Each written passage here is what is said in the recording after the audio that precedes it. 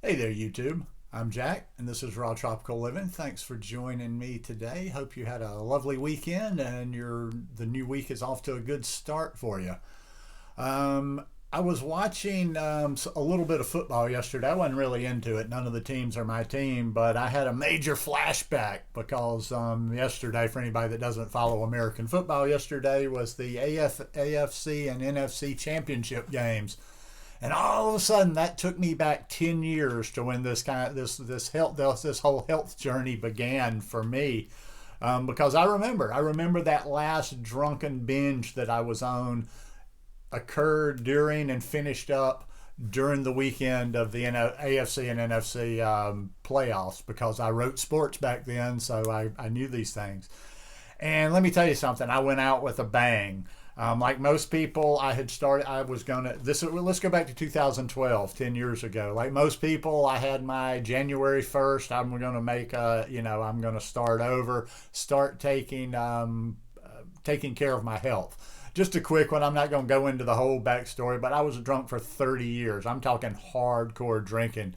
I was listening to a podcast the other day, listening to a guy talk about his drinking experiences in the past, and just made me realize how many times I could have died from that stuff because I'm sure I had alcohol poisoning numerous times. I would go on these like 4 or 5, 6 day benders where I just drank all day and all night, passed out, did it the same. And then I just go cold turkey a lot of the times, that's bad for you. And then we don't even want to get into mixing pills with the booze and whatever. But anyhow, January 2012, I had made this like everybody else January 1st. Well, it didn't happen to me. For some reason, I ended up getting drunk on January 1st and continued to drink throughout the rest of the month, leading up until about the third or the fourth weekend, whenever the playoffs were that year. And like I said, this was a rough one because I had been drinking for about 5 days, and I remember it ended like Sunday was the last day I drank. Something happened to me. I think I thought I had lost my computer while I was out drinking and what have you, because I'd been writing sports in the bar while I was there taking notes. So anyhow, I was just about as low as you could get, and I remember very distinctly the end of that last binge, sitting in bed under the covers, kind of almost in the fetal position, shaking. Like I was like shaking like this, just going, God, I'd give anything for a Valium right now. But somehow that moment told me, I'm like, yeah, dude, you can't. This is it. You can't do this anymore. And that kind of started right from there. After I came out, like I had to take a couple of days to get myself straight because you don't drink like that and just the next day, oh, I'm good. Took a few days of drinking lots of water, just trying to kind of get my head clear. So what did I do from that day? And like I say, there's a little lead up. I didn't go vegan at this point. There's a little lead up to that. But from that day on, I started researching, searching on Google, watching videos, doing whatever, anything I could do to learn more about my health. And even more specifically, repairing some of the damage. Because I'm not a stupid person. Even in the midst of my drinking, I wasn't a stupid person. I knew with that kind of heavy drinking over a long period of time, there was going to be a price to pay for it, whether it came in the form of some sort of liver disorder, cirrhosis or cancer of the liver, or lots of it. Like what a lot of people don't know is like heavy alcohol use increases the chances of a lot of cancers too. So I just knew that I wasn't going to get away with this forever. So, and I could, and I somehow knew in my head too that it was more than just physically stopping the drinking. So I just started researching everything I could get my hands on, like antioxidants, things to repair the body, things to regenerate the body, anything I could do. And I went in a lot of different directions. Now, just to kind of give you the timeline and then I'll fill in between, this is the end of January, towards the end of January of 2012. I didn't actually go vegan and kind of get into what I'm doing now until about June of 2012. So there was February, March, April, May, about 5 months of that. But one thing that did happen, and all of a sudden I stopped drinking right after that bender. I stopped smoking cigarettes a week from that because I said, you know what, as heavy as I've been drinking, I probably don't need to stop smoking cigarettes right now. So I stopped smoking cigarettes like a week later. maybe 2 weeks later, I'm not sure. But after that, never touched a cigarette again.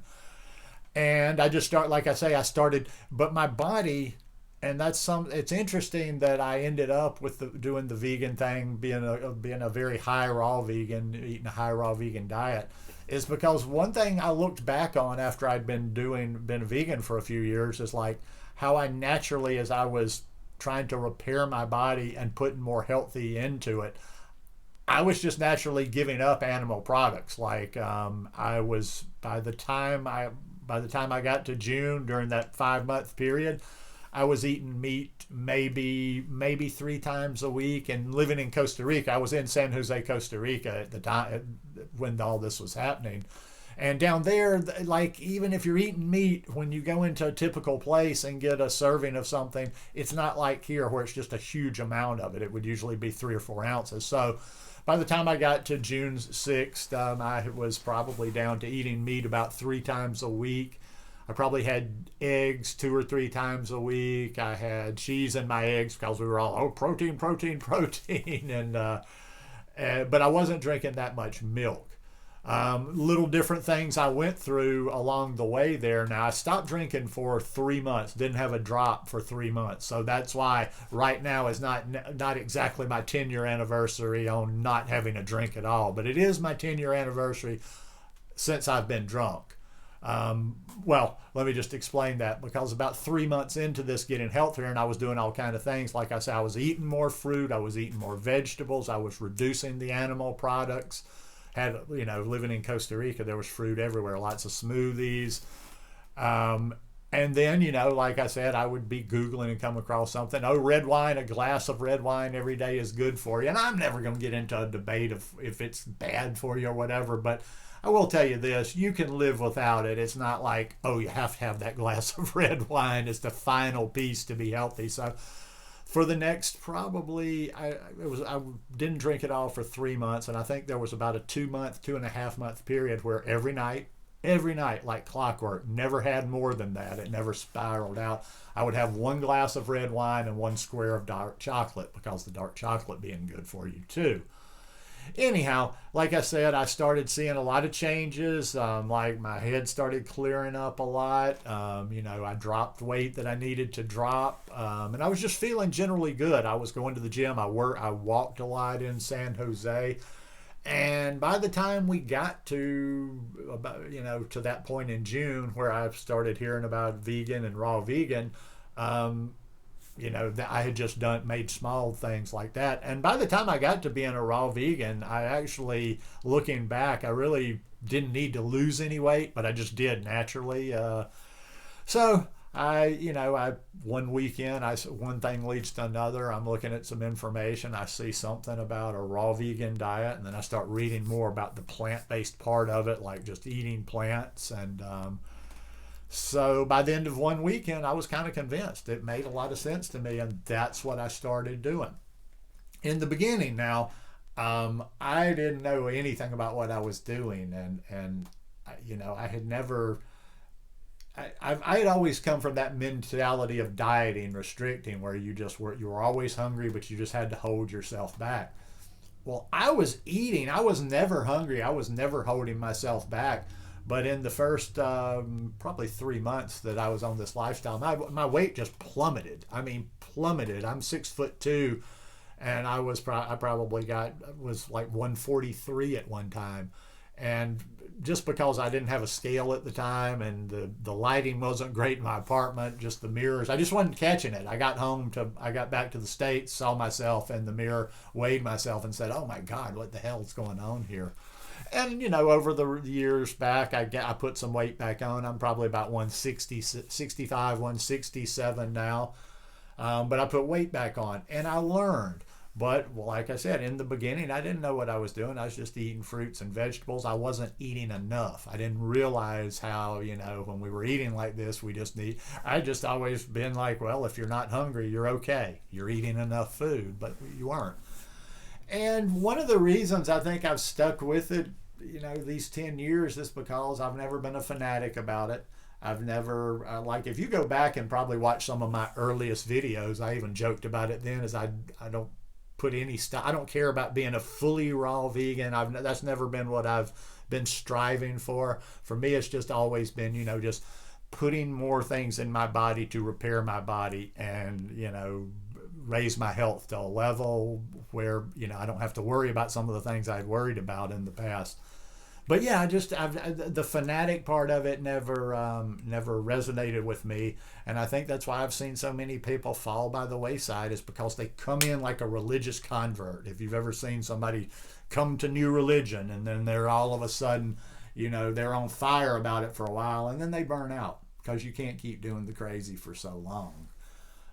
But and another thing too, having done these videos, I was kind of getting introspective and thinking about this channel yesterday, and I was thinking like too, maybe I'm not that relatable to a lot of people, and I don't know, I don't know what that element might be, other than the fact of me just being a next level loner and spending so much time with myself and not having to coordinate. Like I get it, it's tough for you if you've got a wife, a husband, kids, all this kind of stuff. Nobody's eating the way you do, and especially even more so if you're the one preparing the food in the house. It's tough. I've never had to worry about that. I've never had, I eat when I want to eat. There's none of this like, hey, are you hungry? No, let's wait an hour to eat. I eat now. I eat what I want to eat as soon as I want to eat it. So that makes it a lot easier too.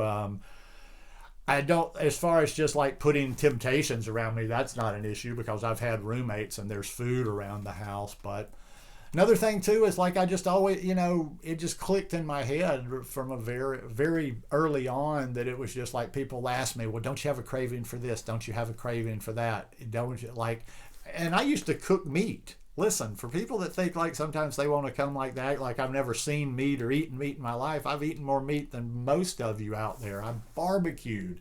I smoked meat for barbecue, so I've eaten tons of meat.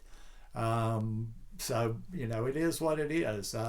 It works for me. I know it works for me just by the way that I feel. Now, I'm not any physical specimen, so don't try to, judge me up against people that are, all physical and stuff, because that's just because I'm getting older and I'm not into, hitting it hard at the gym or doing all stuff like that anymore. For me, it's just more of a maintenance, doing exercise, staying flexible, keeping a certain amount of strength, working out with my TRX, doing lots of walking.